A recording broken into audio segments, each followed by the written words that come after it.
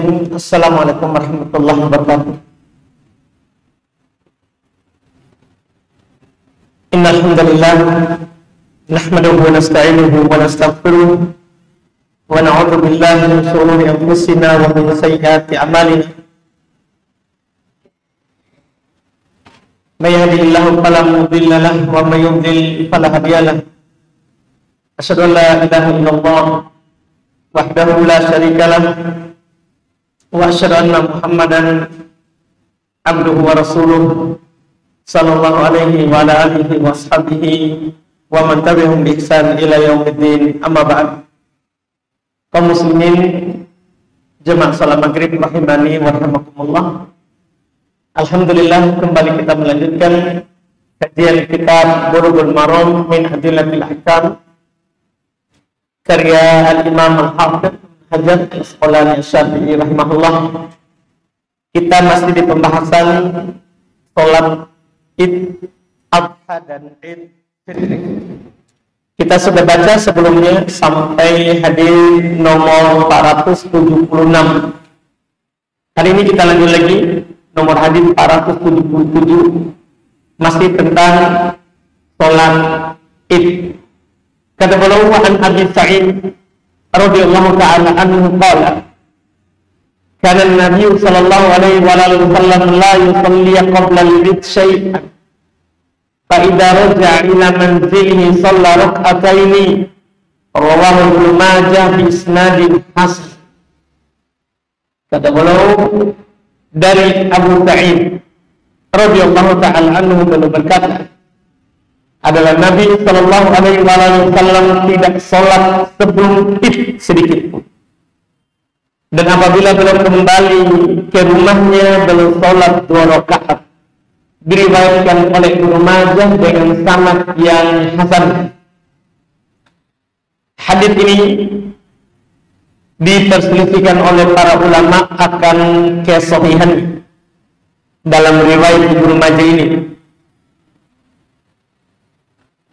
Tapi yang diperselisihkan potongan kedua. Kalau potongan pertama, bahwa Nabi tidak sholat qobliyah Id, itu sudah lewat, itu hadis sahih. Cuma tambahan sekarang, Nabi kalau kembali ke rumahnya sholat 2 rakaat, berarti ada ba'diyah. Berarti ada ba'diyah dengan potongan ini. Cuman hadis ini diperselisihkan sanadnya dan yang benarnya karena ada seorang rawi bernama Abdullah ibn Muhammad ibn Aqil. Dia diperselisihkan akan kuat dan lemah hadisnya, tapi yang benar dia adalah hadis yang lemah. Karena sebenarnya hadis ini potongan kedua itu berselisih dengan hadis yang sahih dari Ibnu Abbas radhiyallahu taala anhu.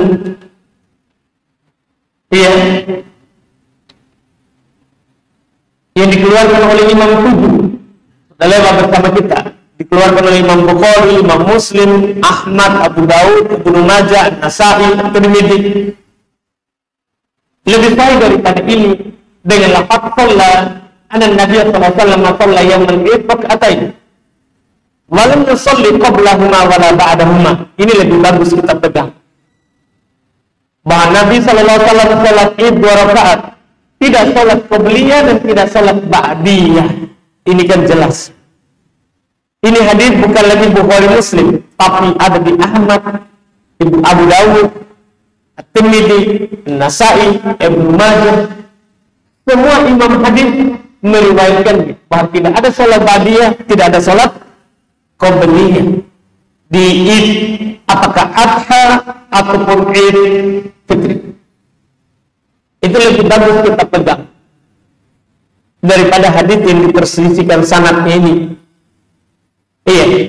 Sehingga ketika hadis yang ada di hadapan kita ini dhaif, maka kita bisa simpulkan dengan hadis yang lebih sahih sebelumnya bahwa Idul Adha Demikian pula Idul Fitri tidak ada sunnah qabliyah, tidak ada sunnah ba'diyah.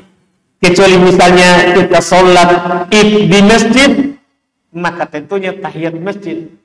Tahiyat masjid tidak ada sunnah qabliyah dan ba'diyah.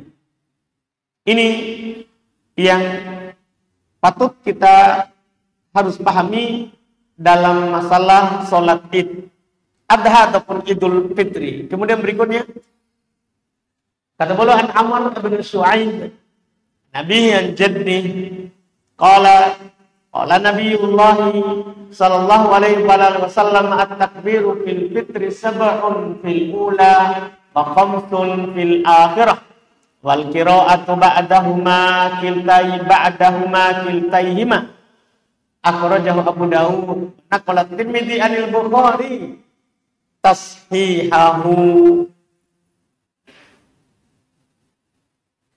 Kata beliau dari Amr bin Shu'aib, dari bapaknya, dari kakeknya.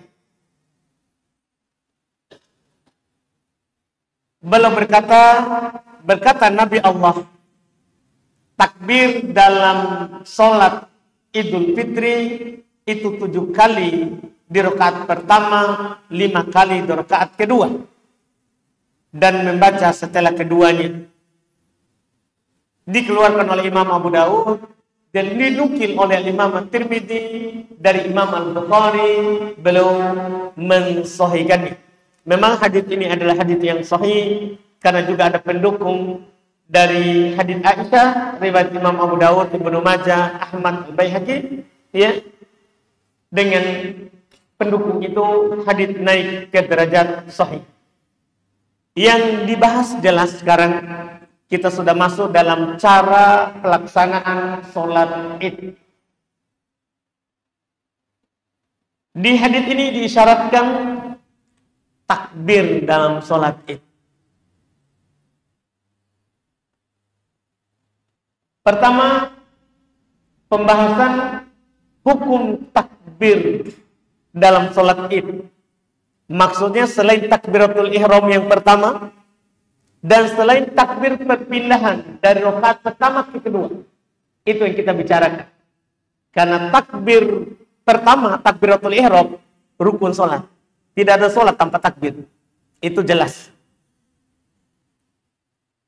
Takbir perpindahan dari sujud kedua di rakaat pertama untuk naik, Allahu Akbar, itu takbir perpindahan.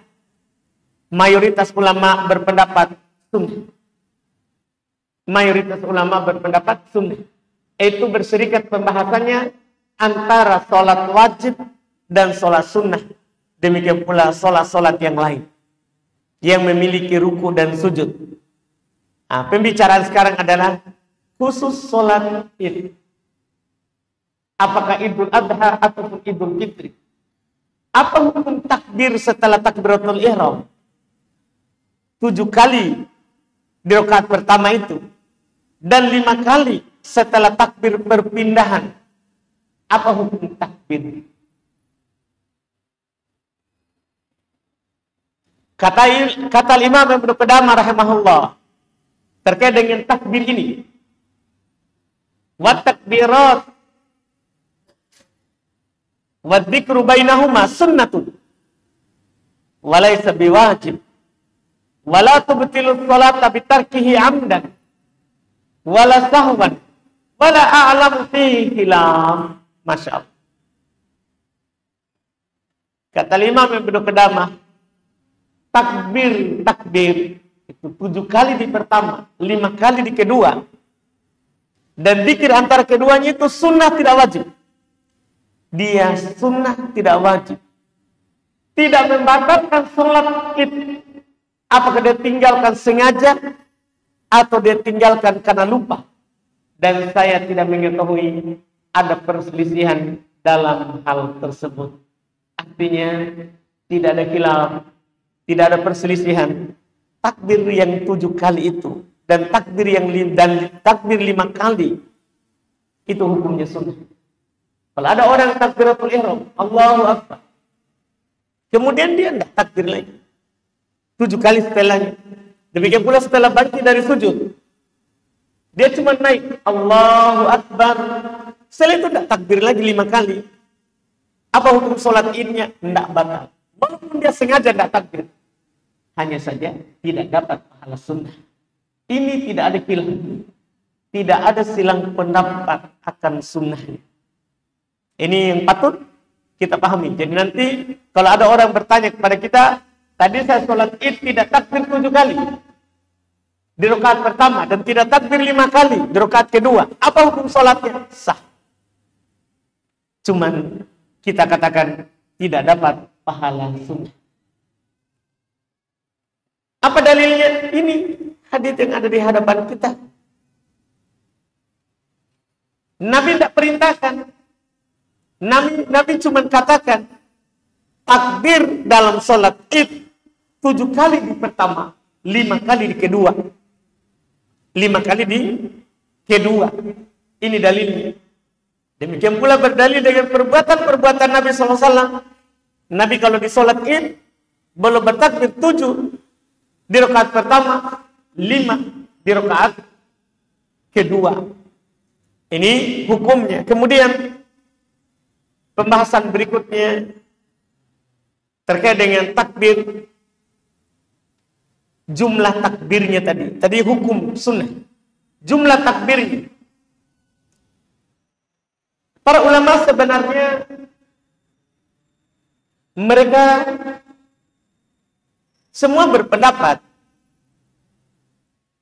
bahwa di rakaat pertama 7, di rakaat kedua 5. Cuman mereka berselisih pendapat. 7 itu dengan takbiratul ihram pertama itu. Dan 5 itu dengan takbir perpindahan atau pisah. Itu diperselisihkan. Ada yang mengatakan 7 itu dengan takbiratul ihram. Ini riwayat, ini pendapat Imam Malik, Imam Ahmad. 7 itu menurutnya dengan takbiratul ihram. Jadi kita takbiratul ihram, Allahu Akbar. Kemudian Allahu Akbar tambah lagi 6. Ini pendapat Imam Malik, Imam Ahmad. Sementara Imam Syafi'i rahimahullah belum berpendapat tidak. 7 itu selain takbiratul ihram. 7 itu selain takbiratul ihram. Dan pendapat Imam Syafi'i ini lebih nampak, lebih kuat. Karena yang dibahas tadi di hadis itu takbir 7 itu selain takbiratul ihram. Takbir 5 itu selain takbir perpindahan.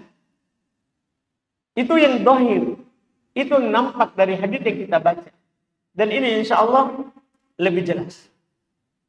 Ini lebih jelas dan lebih kuat. Bahwa 7 itu selain takbiratul ihram. 5 itu selain takbir perpindahan. Selain takbir perpindahan. Dan ada di sana, ini sekedar faedah saja, yang punya pendapat bahwa 7 itu dengan takbiratul ihram dan takbir ruku. Kan kalau kita ruku, kita baca Allahu Akbar. Berarti 7 kurang 2. 7 kurang 2. Yaitu kurang takbiratul ihram 1, takbir ruku 1. Berarti sisa 5.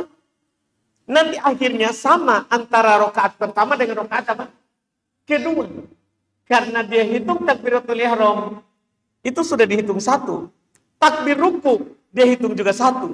Sehingga sisa 5 antara keduanya. Ada ulama yang berpendapat seperti itu, tapi tidak kuat. Tapi tidak kuat.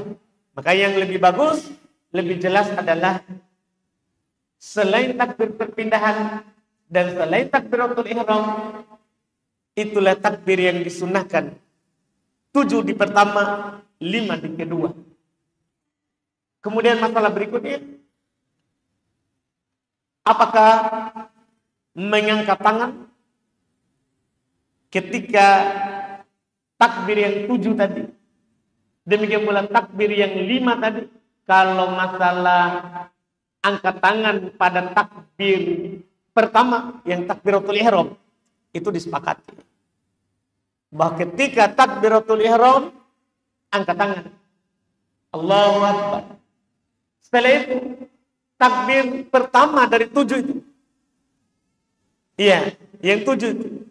Kedua, ketiga, keempat, kelima, keenam, ketujuh. Apakah angkat tangan?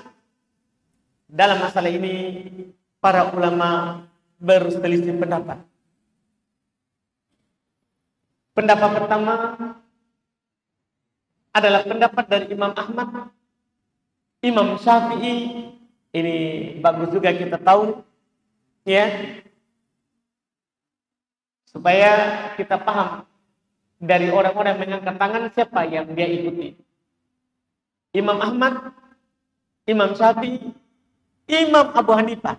Jadi 3 imam madhab yang 4 itu. Imam Ahmad, Imam Syafi'i, Imam Abu Hanifah. Mereka mengatakan angkat tangan di setiap takbir. Angkat tangan di setiap takbir. Kenapa? Apa dalilnya? Dalam hal ini tidak ada sahih dari Nabi. Dalil mereka tidak ada yang sahih dari Nabi. Mereka hanya berdalil pertama dengan perbuatan Ibnu Umar radhiyallahu taala anhu, dan ada juga penukilan dari Umar Ibn Khattab, cuman sanadnya terputus. Sanadnya terputus. Hal ini yang paling kuat adalah Ibnu Umar. Setiap kali takbir angkat tangan. Angkat tangan. Dan perbuatan Ibnu Umar ini bisa jadi hujah karena tidak ada sahabat lain yang menyelisihinya. Karena perbuatan sahabat bisa jadi hujah, bisa dipakai berdalil dengan 2 syarat. Syarat pertama, tidak berselisih dengan dalil. Syarat kedua, tidak berselisih dengan sahabat yang lain. Nah, perbuatan Ibnu Umar tidak ada dalil yang menyelisihinya. Dan tidak ada sahabat lain yang menyelisihinya. Sehingga sunnah angkat tangan di setiap takbiratul ihram, demikian pula takbir yang 7 setelahnya. Dan para ulama juga menyamakannya dengan takbiratul ihram. Karena takbiratul ihram itu kan kita angkat tangan saat kita berdiri. Takbir setelahnya juga itu kan masih kita berdiri. Kita masih berdiri. Ini mereka samakan. Lihat ruku. Ketika kita mau ruku, kita takbir, angkat tangan atau tidak? Kan angkat tangan. Kenapa kita angkat tangan? Karena semua takbir dalam keadaan berdiri itu angkat tangan. Semua takbir dalam keadaan berdiri itu angkat tangan. Itu pendalilan. Itu yang patut kita pahami. Kenapa mereka berpendapat angkat tangan? Kenapa mereka berpendapat angkat tangan? Ini mereka pakai dalilul isyarah. Isyarat dari Nabi. Nabi kalau berdiri sholat, belum angkat tangannya sejajar dengan bahunya atau sejajar dengan daun telinga. Ini kalau berdiri sholat. Iya, maka angkat di takbir, setelah takbir ini juga, karena dia dalam keadaan berdiri, sunnah angkat tangan. Sunnah angkat tangan. Ini pendapat pertama. Pendapat yang kedua, dan ini adalah pendapat Imam Malik rahimahullah ta'ala, bahwa ketika takbir yang 7 itu tidak mengangkat tangan. Alasan Imam Malik karena tidak dilakukan oleh Nabi, tidak dinukil dari Nabi. Cuman Imam Malik kadang begitu, beliau punya pendapat tidak dinukil padahal ada. Seperti contoh bacaan iftitah. Kita tahu pendapat Imam Malik menyelisih Imam 3. Imam Malik berpendapat bahwa tidak sunnah doa iftitah. Kenapa? Tidak sampai kepada belum apa yang dilakukan oleh Nabi, yang dibaca oleh Nabi SAW. Sehingga belum mengatakan tidak sunnah iftitah. Jadi jangan sampai kita, maksud saya, jangan sampai kita bertaklid terhadap Imam Malik, akhirnya kita tidak angkat. Gara-gara dia katakan tidak ada dinukil. Banyak yang Imam Malik bilang begitu, tapi ternyata ada. Contoh doa iftitah. Doa iftitah itu ada di Bukhari Muslim, ada di Muslim, tapi belum katakan tidak ada. Tidak ada. Makanya di sini pendapat yang paling kuat adalah pendapat mayoritas ulama. Pendapatnya Imam Ahmad, Imam Syafi'i, Imam Abu Hanifah, bahwa dalam setiap takbir id, demikian pula nanti kita akan bahas setiap takbir dalam sholat jenazah, itu mengangkat tangan. Itu mengangkat tangan. Dan hukumnya sunnah. Artinya kalau ada orang Allahu Akbar, kemudian Allahu Akbar, Allahu Akbar, Allahu Akbar sampai 7 kali tidak angkat tangan, tidak masalah. Karena yang berpendapat juga angkat tangan, hukumnya adalah sunnah. Hukumnya adalah sunnah. Tidak diingkari orang yang tidak melakukannya. Dan bahkan yang mengingkari orang yang tidak angkat tangan, itu patut diingkari. Karena tidak boleh kita mengingkari orang yang tidak melakukan hal yang hukumnya sunnah. Yang benarnya kita cuma ajarkan sunnah angkat tangan, bukan mengingkari. Tidak mengangkat tangan. Karena yang diingkari itu adalah yang bid'ah. Orang yang ada-ada melakukan hal yang baru, yang tidak ada tuntunannya dalam agama Islam. Kemudian masalah terakhir di pembahasan takbir ini, apakah ada bacaan antara takbir? Pertama, antara takbir yang 7 dengan takbiratul ihram. Itu dulu. Para ulama rahimahumullah ta'ala, tentunya mereka semuanya mengatakan bahwa ketika kita takbiratul ihram, sunnah kita iftitah. Itu takbir pertama itu. Bacaannya adalah iftitah. Karena disamakan dengan sholat-sholat yang lain. Kita baca beberapa doa iftitah yang lewat bersama kita. Boleh Allahumma ba'id baini wa baina khataaya kama ba'adta bainal masyriq wal maghrib. Allahumma silni iya min khataaya. Allahumma nakkini min khataaya kama yunqqa thawbul abyad min ad-danas. Allahumma silni min khataaya bil ma'i was-salji wal bar. Boleh juga kita baca doa iftitah yang lebih pendek. Allahu akbar kabira walhamdulillahi katsira wa subhanallahi bukratan wa asila. Boleh, itu sahih riwayat Imam Muslim. Boleh juga kita baca alhamdulillah hamdan katsiran thayyiban mubarakan fi, riwayat Muslim juga. Boleh juga kita baca doa iftitah yang lain yang sahih dari Nabi sallallahu alaihi wasallam. Yang dipermasalahkan adalah antara takbir yang 7 itu. Apakah ada bacaan atau tidak? Itu ketika kita sudah takbiratul ihram, Allahu akbar, kita iftitah, itu tidak masalah. Semuanya mengatakan disunahkan kecuali Imam Malik. Karena Imam Malik tidak memandang ada iftitah. Bukan hanya di id, bahkan di sholat fardu. Itu Imam Malik. Iya, Imam Malik rahimahullah. Tapi beliau dikasih udur, tidak sampai kepada beliau dalil. Tidak sampai kepada beliau dalil. Sekarang pembicaraan kita adalah setelah Allahu Akbar baru iftitah, kemudian Allahu Akbar, Allahu Akbar, Allahu Akbar itu yang 7. Demikian pula setelahnya itu yang 5. Apakah ada bacaan? Dalam hal ini orang-orang Syafi'iyah pengikut Imam Syafi'i. Di antara mereka ada yang mengatakan di antara takbir yang 7 itu dan yang 5 di rakaat kedua, sunnah membaca subhanallah walhamdulillah wala ilaha illallah Allahu akbar. Subhanallah walhamdulillah wala ilaha illallah Allahu akbar. Itu yang dibaca. Pertama, kedua, ketiga, 4, 5, 6, 7. Itu dibaca. Rakaat pertama, rakaat kedua, iya, setelah perpindahan, Allahu akbar, subhanallah, alhamdulillah, wala ilaha illallah, wallahu akbar. Terus, ini pendapat pertama. Pendapat kedua, adalah merupakan pendapat Imam Malik, Abu Hanifah, bahwa tidak ada bacaan antara takbir yang 7 itu, dan demikian pula tidak ada bacaan di antara takbir yang 5 setelahnya. Kenapa? Tidak ada dinukil dari Nabi, tidak ada pula dinukil dari sahabat bacaan di antara takbir itu. Dan ini pendapat yang benarnya. Yang benarnya tidak ada bacaan di antara 7 takbir tadi. Tidak ada bacaan di antara 5 takbir tadi. Bahkan kita hanya pisahkan untuk mengambil nafas. Jadi kita takbir dengan pendapat tadi mayoritas, Allahu Akbar, takbiratul ihram, baru iftitah.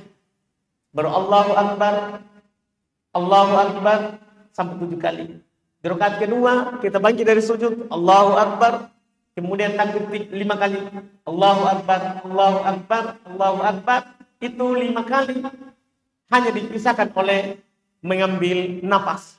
Pendapat ini dipilih oleh Ibnu Qayyim rahimahullah ta'ala dan juga Syekh Mukbil rahimahullah ta'ala, karena memang tidak ada sahih dari Nabi sallallahu alaihi wasallam bacaan antara takbir dalam salat Id.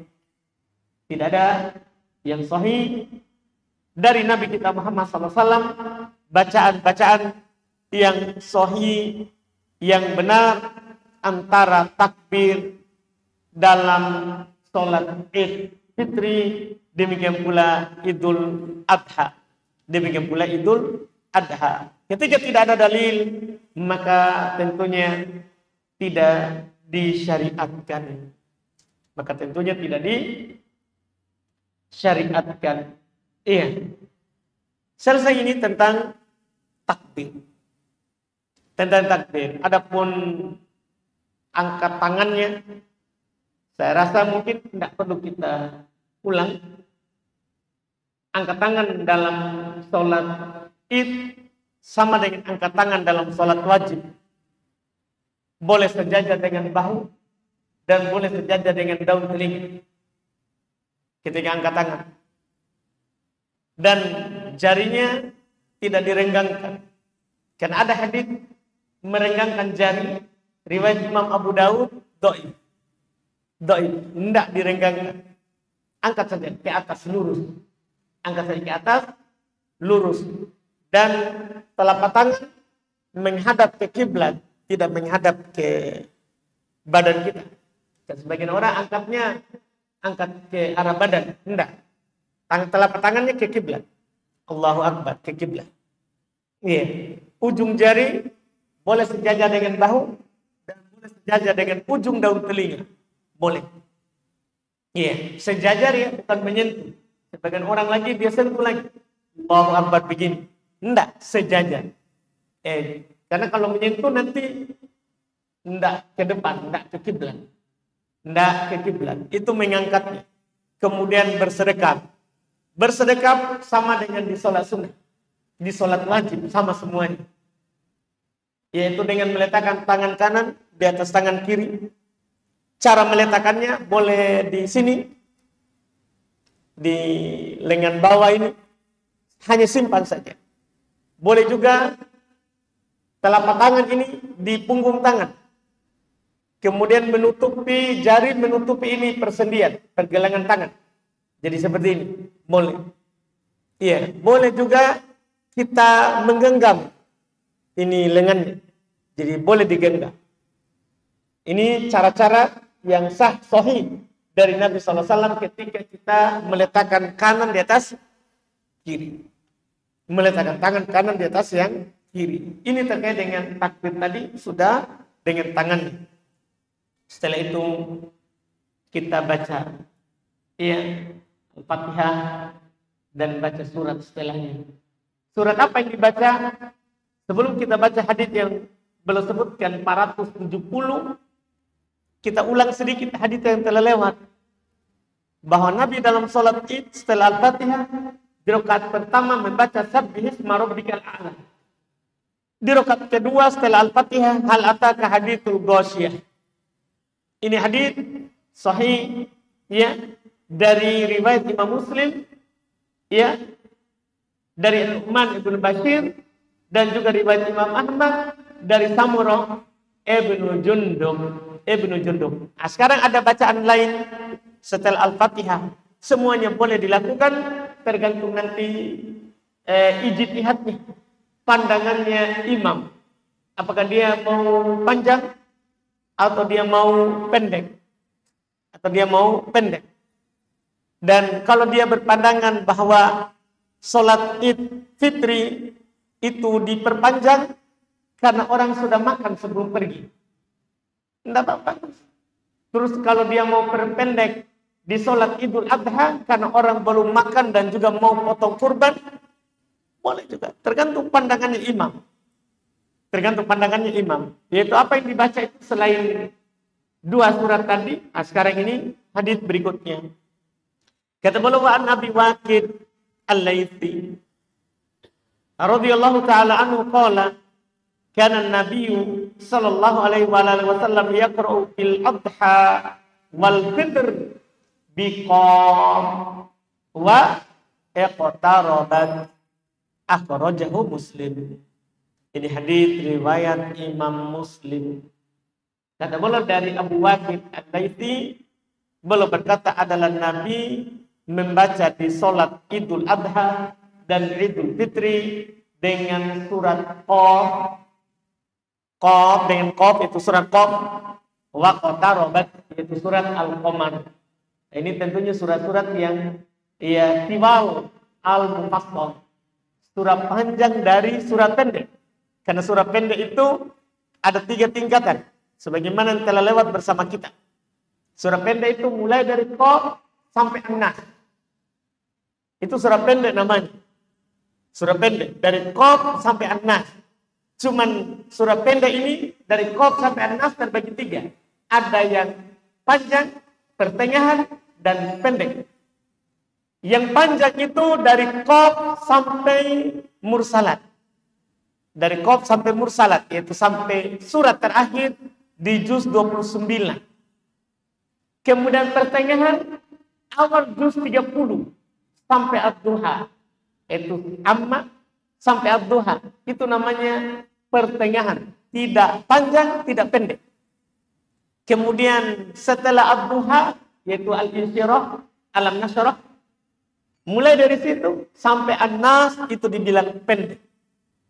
Jadi surat pendek itu terbagi 3 seperti itu. Nah, ini Nabi baca di sini penukilan dari Abu Waqid Al-Laitsi, ini namanya surat panjang dari surat pendek. Kalau di penukilan riwayat Imam Muslim juga tadi dari Nu'man ibn Bashir, Nabi baca Sabbih isma rabbikal a'la dan hal ataka hadithul ghasyiyah, berarti ini pertengahan.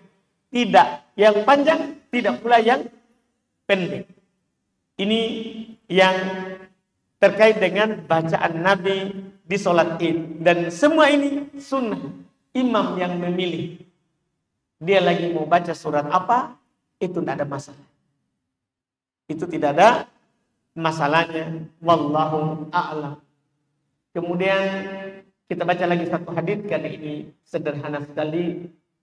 Yaitu hadis 481 dan 482. Kata beliau an Jabir radhiyallahu taala anhu qala kana Rasulullah sallallahu alaihi wasallam idza kana yaumul Eid khalafa at-tariq akhrajahu al-Bukhari wa li Abu Daud an Ibnu Umar nahwu. Kata beliau dari Jabir radhiyallahu taala anhu, beliau berkata adalah Rasulullah sallallahu alaihi wasallam apabila hari Id maka beliau membedakan jalan pergi dan pulangnya. Membedakan jalan pergi dan pulangnya. Ini riwayat Imam Bukhari dan ada juga dalam riwayat Imam Abu Daud dari Ibnu Umar semisal dengannya. Ini sunnah ketika kita berangkat Id. Disunnahkan kita ketika pergi kemudian ketika kembali itu dengan jalan yang berbeda. Dengan jalan yang berbeda. Sunnah ini adalah hikmahnya. Kata para ulama, pertama supaya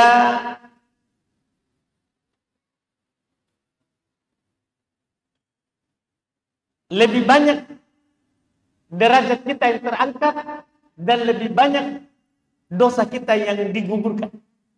Kenapa bisa? Karena kalau kita pilih jalan sekarang ke sini, kemudian nanti lebih jauh lagi putar, berarti lebih banyak langkah yang kita tempuh, lebih panjang jarak yang kita tempuh, sehingga lebih tinggi derajat yang kita dapat dan lebih banyak dosa yang gugur. Ini hikmah pertama. Hikmah kedua, ada juga yang mengatakan hal itu ya dilakukan untuk menampakkan syiar Islam. Kalau kita datang dari jalan yang sama dengan yang kita pulang nanti, tidak nampak syiar. Itu kan termasuk syiar, lambang Islam berhari raya. Maka sunnah kita nampakkan itu syiar. Dan itu bagian dari ketakwaan di dalam hati. Kata Allah Subhanahu wa taala, "Dzalika wa may yu'azzim sya'airallah fa innaha min taqwal qulub." Demikian itu. Bagi siapa yang menampakkan syiar Allah, maka itu adalah bagian dari ketakwaan dari dalam hati. Jadi kalau ini kita lakukan menunjukkan kita adalah orang yang bertakwa. Karena kita nampakkan syiar. Kita nampakkan syiar. Ini di antara hikmah yang disebutkan oleh para ulama.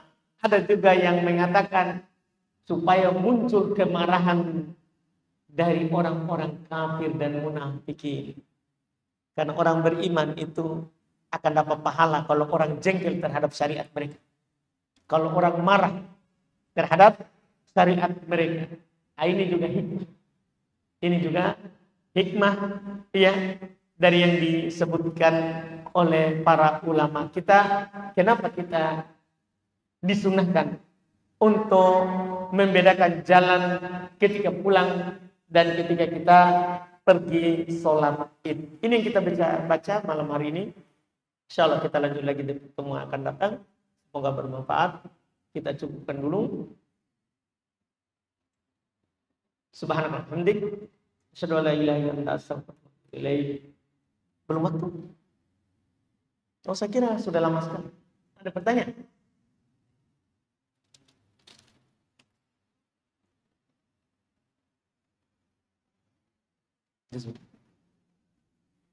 Apakah boleh membeli daging kurban seseorang yang dia dapatkan dari pemberian orang yang berkurban atau panitia kurban di salah satu masjid Ustaz? Boleh. Karena orang yang mendapatkan bagian hewan kurban, pembagian hewan kurban, boleh dijual. Tidak apa-apa. Kan sudah pindah milik. Yang tidak boleh menjual itu adalah sahibul kurban, pemilik kurban. Adapun orang yang diberikan daging kurban, boleh dia jual. Boleh dia menjualnya. Sehingga kalau kita bertanya, boleh nggak membelinya? Boleh. Yang tidak boleh kita beli adalah dari pemilik kurban. Karena pemilik kurban, sudah ada anjuran Nabi SAW untuknya. Kata Nabi, kulu, waddahiru, watasodaku. Boleh kamu makan, boleh kamu simpan, boleh kamu bersedekah. Boleh. Itu pemilik kurban. Adapun yang diberikan hewan daging kurban, tidak ada hubungannya dengan hadis tadi. Tidak masuk dalam hadis tadi. Wallahu a'lam. Hukum berkurban setelah Idul Adha. Batasnya berapa hari Ustaz? 3 hari setelahnya. Jadi hari pertama kurban itu tanggal 10 setelah sholat id. Hari kedua tanggal 11, tanggal 12, tanggal 13. Apabila matahari tanggal 13 sudah terbenam, maka sudah lewat masa berkurban. Sudah lewat masa berkurban. Wallahu a'lam. Sholat di tanah haram, ke Makkah atau Madinah, itu dilipat gandakan jika kita berhaji, berumrah. Apakah jika kita sholat tetap dihukumi musafir dan sholat harus dijamak? Kalau pertanyaannya tetap dihukumi musafir, iya. Nabi dari Madinah ke Makkah Beliau waktu Fathu Makkah dinukil, beliau tinggal sampai 19 hari. Tidak pernah sholat sempurna. Demikian pula waktu berhaji terakhir itu. Haji yang dengannya beliau pulang sakit meninggal. Beliau tidak pernah sholat sempurna sampai kembali ke kampungnya. Jadi berlaku hukum safar. Berlaku hukum safar. Cuman tadi ada pertanyaan, apakah harus dijamak? Tidak. Kalau kata harus itu kan wajib begitu. Enggak. Iya. Dianjurkan menjamak qasar karena Nabi lakukan. Tapi kalau kita tidak jamak qasar, enggak ada masalah. Sebagian orang ada juga punya pendapat. Kapan lagi kita di Makkah Madinah? Kita sholat, bukan kita tidak sholat. Itu masalahnya. Kan kita sholat, cuma bedanya kita sudah majukan atau kita mundurkan. Ini harus dipahami. Jadi kita tetap dapat pahala sholat. 1 kali sholat di Madinah 1000 kali lipat dibandingkan sholat di masjid lain. Di Masjid Nabawi. 1 kali sholat di Masjidil Haram Makkah 100.000 kali lipat dibandingkan dengan masjid lain. Dibandingkan dengan masjid lain. Kan kita sudah sholat. Kita sudah sholat duhur, kemudian kita gabung jamaah asar. Yang masalah itu kalau kita tidak sholat. Jadi sebagian orang punya pikiran begitu. Padahal Nabi telah melakukan itu. Cuman tidak harus. Itu keringan. Kalau diambil, alhamdulillah. Kalau tidak diambil, tidak. Itu wallahu a'lam. Jika saya sholat subuh berjamaah di masjid, di kiri dan di kanan saya adalah orang awam yang mengamalkan mengangkat tangan jika imam membaca kunut setiap sholat subuh.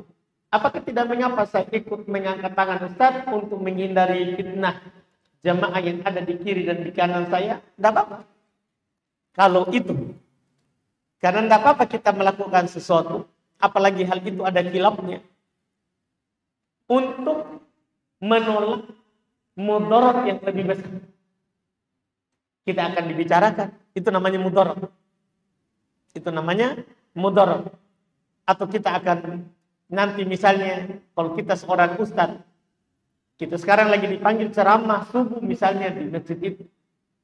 Iya. Kalau kita tidak angkat tangan, maka sebentar orang akan bubar setelah sholat. Kenapa? Ustaz tidak kunut, tidak angkat tangan. Maka kita angkat tangan. Kita angkat tangan untuk melembutkan hati mereka. Nanti ada waktunya kita tinggal jelaskan bahwa tidak disyariatkan kunut subuh. Ya, apalagi mengangkat tangan di dalamnya. Karena tidak dinukil dari Nabi kalau belum kunut, belum angkat tangan. Kan tinggal dijelaskan nanti pada waktu yang tepat. Pada waktu yang tepat. Jadi ini kalau alasannya akan timbul mudarat. Karena daf'ul madar muqaddam ala jalbil manfaat. Menolak bahaya itu lebih didahulukan daripada kita mendapat manfaat. Itu teori dalam syariat kita yang mulia ini. Menolak bahaya itu lebih dikedepankan daripada mendapatkan manfaat. Mendapatkan manfaat. Ini kalau bertentangan, kalau ada mudarat. Tapi kalau kita misalnya tidak ada mudarat, tidak ada juga orang yang komentari kita. Tidak ada masalah, bahkan orang sudah tahu. Kalau orang ini tidak angkat tangan kalau kunut. Orang sudah terbiasa itu. Tidak ada masalah juga dengan kita. Iya, kita tidak angkat tangan. Jadi kembali ke hal tadi itu, wallahu a'lam.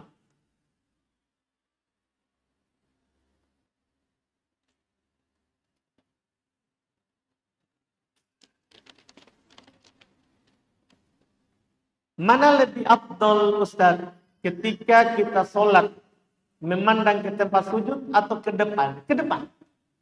Karena hadis yang mengatakan sunnah memandang ke tempat sujud, doi. Hadis yang mengatakan sunnah memandang ke tempat sujud, doi. Yang sahih adalah Nabi pandang ke depan.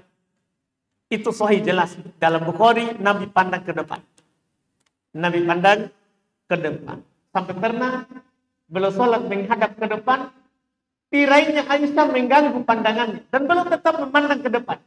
Cuma setelah sholat, beliau katakan tiraimu ini menggangguku tadi dalam sholat. dan beliau suruh istrinya untuk mengganti. Jadi ada mengganggu pun beliau ke depan. Beliau hadapkan ke depan. Itu wallahu a'lam. Apakah kita tetap mengaminkan orang yang salah dalam membaca Al-Fatihah? Tetap. Karena bukan karena benar bacaannya. Nabi SAW dalam hal ini, dalam hadis Bukhari Muslim, beliau katakan, idza qala al-imam ghairil maghdubi alaihim waladdallin faqulu amin. Apabila imam berkata ghairil maghdubi alaihim waladdallin, ucapkan amin. Mau dia salah atau benar, salahnya untuk dia. Demikian pula kata Nabi, idza aminu fa'am, idza ammana fa'amin. Kalau imam mengucapkan amin, aminkan. Aminkan. Innahu man wafaqa ta'minahu ta'minal malaikah ghufira lahu ma taqaddama min dhanbi. Karena sesungguhnya siapa yang bertepatan, bersesuaian aminnya dengan aminnya malaikat, maka diampuni apa yang telah lewat dari dosanya. Jadi amin itu diperintahkan sendiri. Kalau dia amin, amin. Iya, amin. Kan dia syariat tersendiri dalam membaca Al-Fatihah. Wallahu a'lam.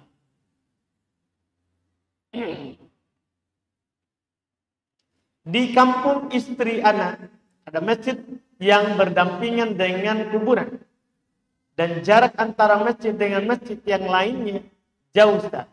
Pertanyaannya, bolehkah anak sholat di masjid yang ada kuburannya atau di rumah saja, Ustaz?